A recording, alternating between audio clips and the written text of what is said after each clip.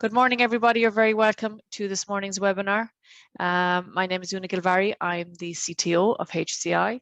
So yes, we've done a number of these previously where we take a number of HIQA inspection reports as they are released and we do some trending and analysis thereof and look at some of the key findings, because as we all know, with the inspections as they roll out, there are particular areas of focus and hot topics, and they generally roll in as the inspections follow on.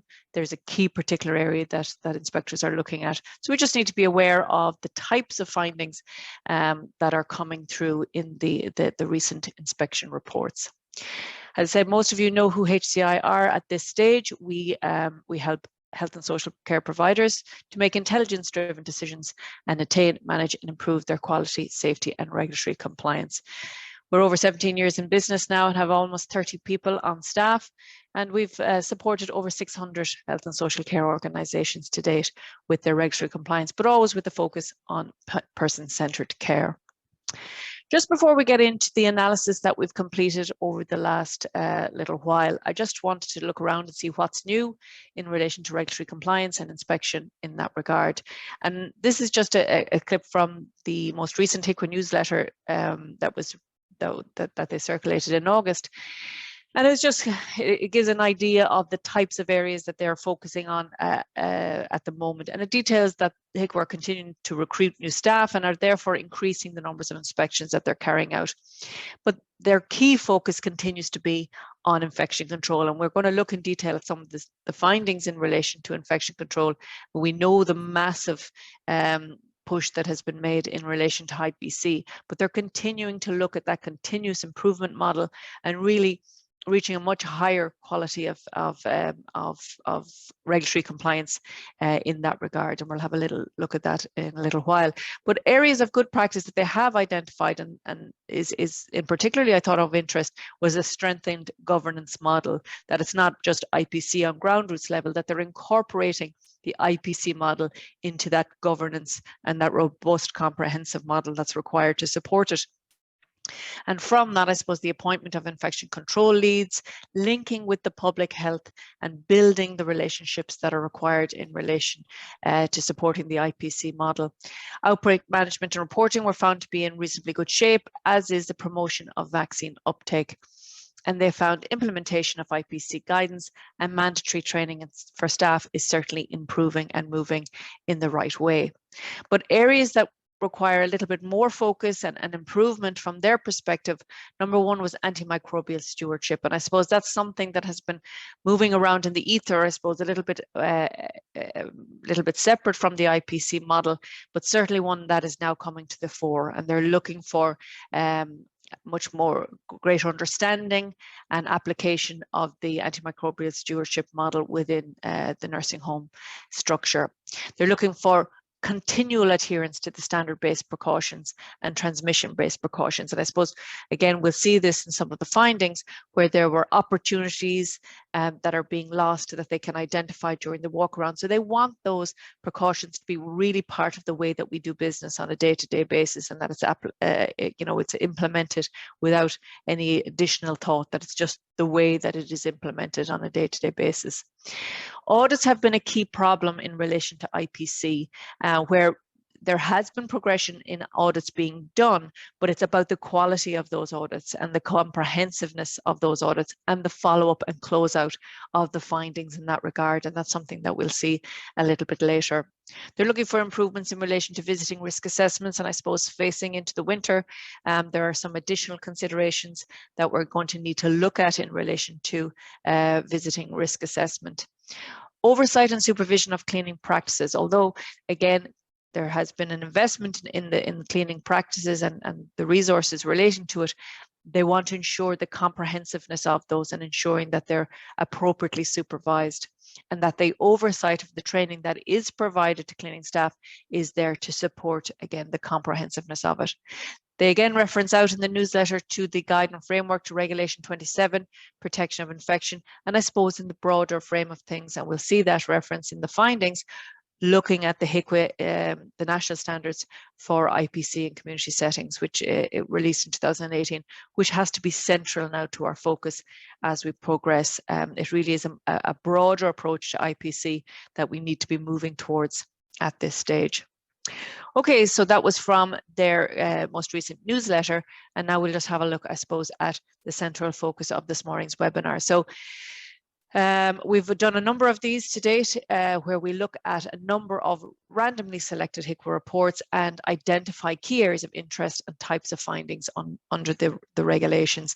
The ones that we looked at, the 20 inspection reports that we've looked at within this webinar were all released between March and May of this year, so they're quite relevant and up to date. Before we get into the details of the specific findings, I just wanted to look at this. It's an interesting table, both from under the two dimensions, the capacity and capability and the quality and safety. But if we just look at these, and I've flagged up, I suppose, some of the key areas that we're going to be looking at.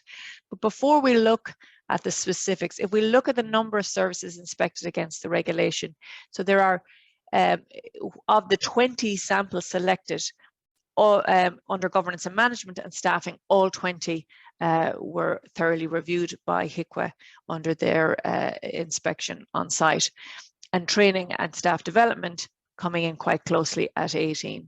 But again, governance and management, if we just focus on that particularly, so all of the services were inspected, and shockingly, 90% of those services were found to be not compliant. Now, 85% of those being not compliant orange, but still it's a very, very significant number to be identified as being not compliant. In staffing, we had 30%, 25% of those being not compliant orange, but just 5% being non-compliant red.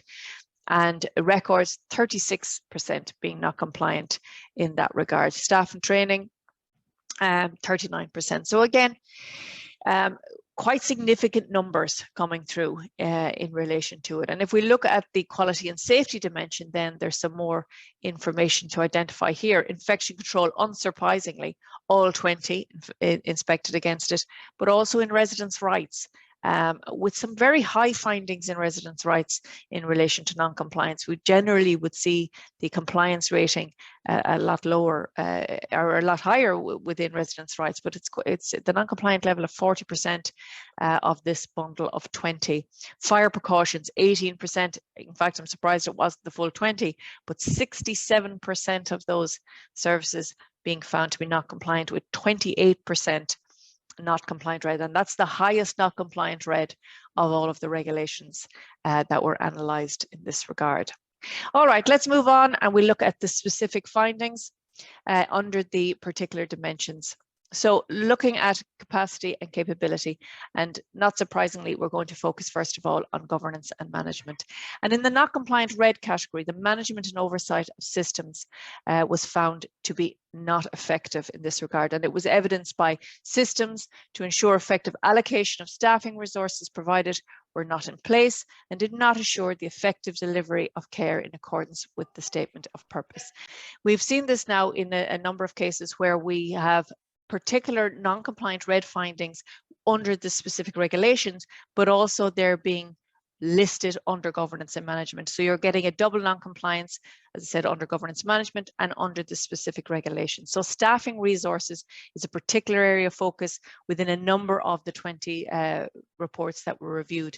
And we'll see that and some of the specific details as we move forward. They identified that risk was not appropriately managed and resulted in a culture of over-restrictive and institutional practices, which were negatively impacting on residents' quality of life, positive risk-taking, rights and well-being. So again, this will link back to our residents' rights. We can see there was quite a high non-compliance level in relation to residents' rights. And this again is being reflected not only under that regulation, but under the governance and management model also. We'll talk a little bit more about that in a little while under residents' rights, but some of the non-compliant orange findings. We found that there was a quality and safety of service. The review was being completed in 2021. However, there was no evidence that this review was prepared in consultation with residents and their families.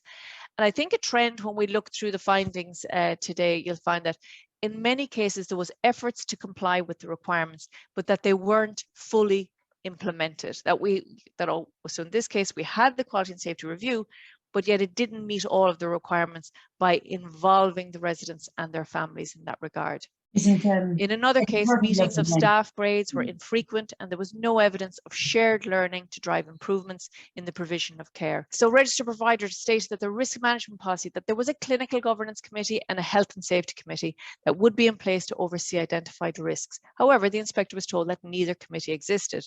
So in this situation, we had probably very detailed, thorough policies and procedures and processes that we could illustrate to the inspectors. However, they were not actually being implemented within the organisation. So that is something to keep an eye on. KPIs, we had falls, restraints, weight loss, pressure ulcers, indwelling catheter KPIs. These were being monitored weekly. However, they found that the KPIs did not reflect the clinical findings of the inspection and therefore failed to provide clinical oversight of how the service was performing and analysing the information to improve outcomes for residents. So in this instance, we had a lot of where we had allegedly the data coming through for monitoring of the quality and safety of the service. However, when HIQA came on site and inspected the outputs that they identified, they found that there was an imbalance in that, and that the key KPIs were not truly reflective of the clinical findings within the organisation. They identified also under governance and management deficits in premises, and when these were being escalated to the registered provider, there was no quality improvement plans being driven to address these issues. So again, information being provided from the services and being pushed up towards senior management, but no drive or quality improvement arising from this communication. The monthly number of residents falls was discussed at a recent management meeting. However, again, no evidence that the RP had a system in place to review the causes and effects of these incidents. So no root cause analysis being completed to ensure that the issues could be addressed and we could improve the quality of care in that regard. Finally, audit tools. And again, as I mentioned at the opening of this, the audit practices are not being found to be sufficiently robust in a number of facilities. In some cases, audits aren't being done at all, but in other cases, they're not reflective of the findings that inspectors are identifying on the day of the inspection. In other cases, audits are not, they're not identifying action plans. They're not, and then again, there's no drive for the continuous improvement. We're not tracking or trending the audit findings, and again, not driving the continuous improvement in that regard. From a staffing perspective, under Regulation 15, we found that the allocation of staff, again, did not always ensure that the adequate numbers were provided with appropriate skills to ensure that the residents' needs, supports and choices were being met. So again, there's a recognition that with the level of dependencies and the requirements of the residents, that there was no possible way that the staff that were available to them were going to be able to provide a quality of life to the residents within the facility.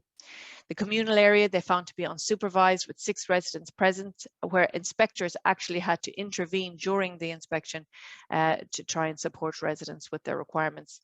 They found 6 vacant day shifts on the day inspection, and the residents had to wait for staff assistance, including during access to meals. PICs did not have additional managerial support in running the centre. The senior staff nurse was working as a staff nurse without any managerial hours allocated. And you know, this has become central to a focus with HIQA, particularly within the governance model, that there's a sufficient amount of managerial support with the level of roles and responsibilities that a PIC is carrying, that there is a support model there available to them to be able to implement those roles and responsibilities. Activities coordinators were available. However, they found that in the absence of these coordinators, roles and responsibilities were being allocated to care staff who were expected to take these on. There was only 1 nurse on duty after 8 to administer the nighttime medication and to provide nursing care for up to 43 residents, which is obviously not going to be appropriate. Inspectors found that there was insufficient cleaning staff to ensure that the residential centre was cleaned and disinfected to a high level. For example, one unit had no dedicated cleaning staff from 2:45 until 6:45 the following morning, which meant that it remained unclean throughout the evening. In another facility, no laundry staff were allocated on the day of the inspection, and the care staff were found to be carrying out laundry duties in addition to their caring roles. There was not sufficient staff allocated to support residents to meet their social care needs during weekends or to provide activities and social contact for those residents who did not attend the group activities within communal areas. So they were the two key areas under that dimension, but also records had a finding on a smaller level, but again, a particularly important finding. Significant improvements were required in relation to record management. Of a sample of 4 staff files, 2 did not have guard the vetting disclosures, and another 2 did not contain photographic identification. And these are at this stage being identified as a red risk. Some of the orange risks: resident records not being stored safely, records of the residents transferred to hospital not containing all data as required by Schedule 3, and records being disjointed and difficult to review. And this is something that we found particularly with facilities who are kind of covering both paper and electronic systems. And in some cases, the detail can fall between the gaps, and it can make it very difficult to track the progress of particular areas in relation to wound treatment specifically. And then resident repositioning charts were not in place for those residents who required frequent changes of position. In training and development, no red risks, but a number of orange. And we've seen this time and time again about staff not being up to date with mandatory training. And this, as I said, I think in all of the summary reports that we've ever completed, this is probably the #1 finding under training and development. In another case, the RP did not have a system in place for staff development, supervision, or regular performance appraisals. And that's something that certainly we've seen again and again also in relation to performance appraisals and driving training plans from the outcomes of those performance appraisals. Staff did not recognise that overly restrictive practices and routines infringed on the rights of many residents living in the centre. For example, it was accepted practice among staff that residents had restricted access to their clothing and possessions, their bedrooms, communal dining and seating areas, or to the outdoor areas. And this is about the culture that was in that organisation, that they just deemed that that was acceptable, that that overly restrictive practice was just the way that it was, and that was they didn't identify that that was deeply infringing on the rights of these residents. So a lack of training, not only from the staff, but also from the wider managerial process. So under the second dimension then, under quality and safety, not surprisingly, inspection control being our #1 port of call. Under the red non-compliant risks, the RP had not ensured that procedures were consistent with the national standards for the infection prevention and control of community services published by HIQA. So these were not being implemented. So as I said, the push is very much there in relation to getting ahead of these, or getting on board with the national standards for IPC and being aware of the gaps of where your servers are against the requirements in that regard. They identified that there wasn't adequate management arrangements in place to assure the delivery and effective IPC controls within the service. Gaps were identified. There was no IPC audits in this case, and also there was no COVID-19 contingency plan on the day of inspection. Other red risk: staffing was not effectively planned, organised or managed to meet the IPC needs, and issues included insufficient cleaning resources, and also equipment was not cleaned or disinfected to a safe standard. The centre was trying to have separate cohorts of groups of staff, but this was not always possible, and staff were seen crossing into all areas of the centre. Resident equipment such as unclean wheelchairs and hoists were stored in the same room as sterile dressings and supplies. There was an excessive amount of healthcare waste bags that were in unsecured areas, and vinyl gloves were being utilised rather than nitrile, and these are not recommended as they do not provide adequate protection against blood and body fluids. In another instance, the correct chlorine bleach product was in place for disinfection, but staff were using an incorrect dilution rate and were not using appropriate contact time and wiping after use as per the manufacturing guidance. Some of the orange ones: premises being in a poor state that didn't support effective cleaning, limited number of hand wash sinks, clinical hand wash sinks, and sinks is a particular area of focus. Another one, sinks in a residence rooms were being used for dual purpose by residents and staff. Some items of residence equipment were visibly unclean, and a bedpan washer hadn't been serviced in over 2 years, and therefore the correct temperature could not be verified. And laundry facilities not having that dirty to clean system in place was also identified. Fire Precautions continues to throw up a number of non-conformances. Some of the red findings, inspectors saw that a number of serious findings that were highlighted in an external report in 2021 had not yet been addressed. And the basement area of the building contained large volumes of combustible storage. Oxygen cylinders are always a particular area of focus, and in this case, they did not have signage to indicate the presence of oxygen, and the rooms weren't suitably ventilated for their storage. There were 2 residence bedrooms that did not have fire detection, and there were holes in service penetration through fire barriers, which required repair. Safety doors, fire safety doors is always again an area of focus. In this case, there was damage where the doors weren't capable of being closed, broken locks and gaps around the door themselves. There was inadequate management of the keys to the exit doors. And the inspector noted that the 2 locked exits did not have the break glass key adjacent to the doors. There was gaps in the daily and weekly fire prevention checklist, and service records to confirm quarterly and annual maintenance and servicing had not been issued due to outstanding maintenance and repair works required on both systems for both emergency lighting and the fire alarm system. Additional requirement or non-compliant red, staff who spoke to the inspector were not clear how to respond to fire emergencies or the evacuation procedures. The procedures to be followed in the event of fire emergency were not displayed at appropriate location. Those fire exits were not clearly signed or illuminated, and the RP had not carried out a simulated fire drill with the minimum staffing at appropriate intervals. And certainly that is particularly important for those nighttime drills. Residents' rights, as I said, was something that we're kind of a little bit surprised to see coming to the fore, but there were some significant findings in this regard over the number of reports reviewed.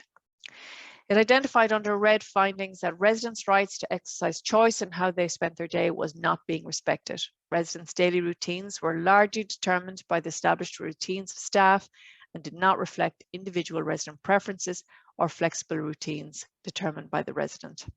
Male and female residents were segregated by locked doors. This seemed to be a well-established practice and did not reflect the current needs of the residents or their preferences. And residents were not provided with adequate opportunities to engage in meaningful social activities which met their interest and capabilities and capacities. And I suppose this is something that from COVID, where we saw in such detail or such real infringement on residents' ability to socialize, but we're now in a situation where we need to open those back up again and ensure that there's meaningful social activities, not for those who can just engage in group activities, but also those that are more restricted based on their dependency levels. Non-compliant orange, the inspector observed practices which were institutionalized rather than person-centered, and we've seen this raised in the governance regulation also. In this incident, residents were allocated days when they were scheduled for a shower. Inspectors observed staff using incontinence bed sheets, and they observed incidents where staff moved residents without asking them for their consent or explaining to them what they were intending to do, or again, transferring residents in wheelchairs without foot pedal support. So some significant findings in that regard. The inspectors found that call bells for residents were not within easy reach or were not working, and in communal areas, bells were missing. There were no residents' meetings or resident surveys to provide communication and feedback on the organisation of the residential centre. And the inspector noted that several residents stayed in their bedrooms throughout the entirety of the inspection and were not sufficiently supported to engage in any meaningful activities. The inspector observed that there was a high resilience on television viewing for residents on both days. Premises, we've touched on it briefly, I suppose, it's linked to the IPC findings, but they're particularly under Regulation 17, they reference that there was an insufficient number of bathrooms or assisted toilet facilities to meet needs of residents. There were 2 toilets available for over 17 residents. Not all of those were assisted toilets, or were they in close proximity to the residents' bedrooms. There was no communal toilet or shower facilities on one unit at all, and that meant that residents would have to travel considerable distance to the day room or dining room to use ensuite facilities. A sitting room and relaxation room, which had been redesignated as staff rooms for the COVID-19 pandemic, remained as such, and thus reduced the communal space for residents. And again, that's linked to what we mentioned earlier, where we were put in, very difficult situations during the COVID-19, and we had to make particular decisions at that stage. We now need to look at those controls or restrictions that were put in place and ensure that they whether they actually remain appropriate as we move forward. Improvements were required in the oversight of maintenance. We've seen these time and time again, I suppose, wear and tear on paintwork, flooring needing to be replaced, furniture being in a state of disrepair, rust and damage on radiators, and strong smells in sluice rooms. Again, these are something that we've seen come up on time and time again. Some particular areas of note in a few regulations, although these weren't particularly high rates of non-compliance, but some areas of interest under Regulation 29, allergy status of residents not being documented on all MARs, multiple examples where medication transcribed as PRNs did not have a maximum dose or an indication for when the medication should be administered. In another case, PRN was being administered, but this was not actually prescribed for the resident. Regular medication had been admitted in error 15 times in the past month. However, this medication had been signed in the MAR as being administered. And this is a finding that we've seen through some serious incident reviews and some external reporting that has been completed, where regular medication has been signed off as being has been administered, but not actually being provided to the resident. Medications were being administered to a number of residents in an altered format, such as crushed.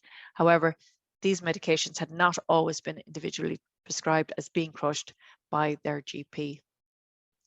In Regulation 7, managing behaviour that's challenging, just a couple of findings here. The use of bed rails was not always being risk assessed, and alternatives were not always trialled prior to use. No system in place to monitor safety and response of the resident when the bed rails were being applied. And then documentation, including care plans and behaviour charts, did not fully outline potential triggers to behaviour or the de-escalation techniques to be used.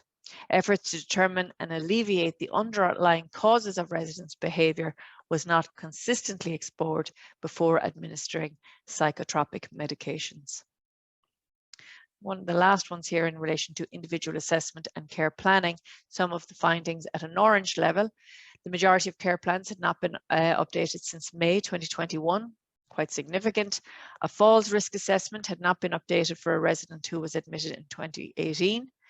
Care plans did not consistently reflect residents' current health and social care needs. So examples seen where resident supports needs had changed, but the care plans did not reflect those changes.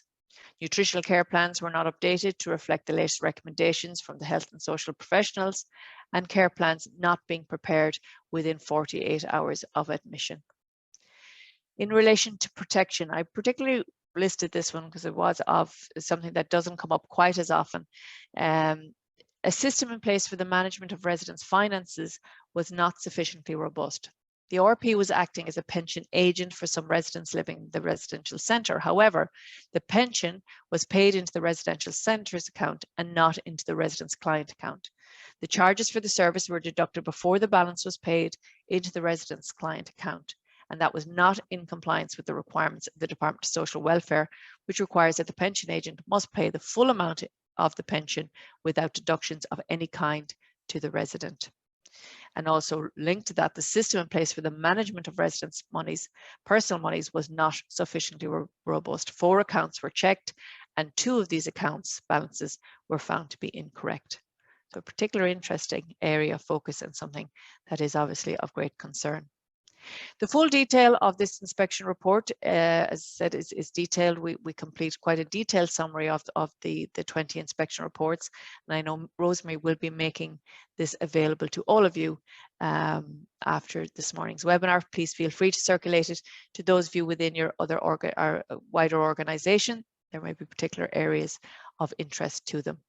Just to flag up to you, HCI Care Tools is still available. It's an online store which you can purchase your evidence-based documentation. It has policies and procedures and care plans and forms and templates and everything you could need in relation to the regulations, standards and guidance, and incorporates all of those requirements. Rosemary has kindly detailed that there's a coupon code. I love a coupon code, HCI Webinar 10, that 10% of all of the documents purchased before the 5th of October. Or you can contact Rosemary or info@hci.care. But on that regard, I think we can wrap it up with that. Thank you very much for everybody who took the time to listen this morning. And we'll be back. It won't be too long, I'm sure, before Rosemary. We'll have another topic of interest to discuss, and Rosemary will make you all aware of it on our social media channels, and look forward to linking up with you then. Thank you very much, everybody.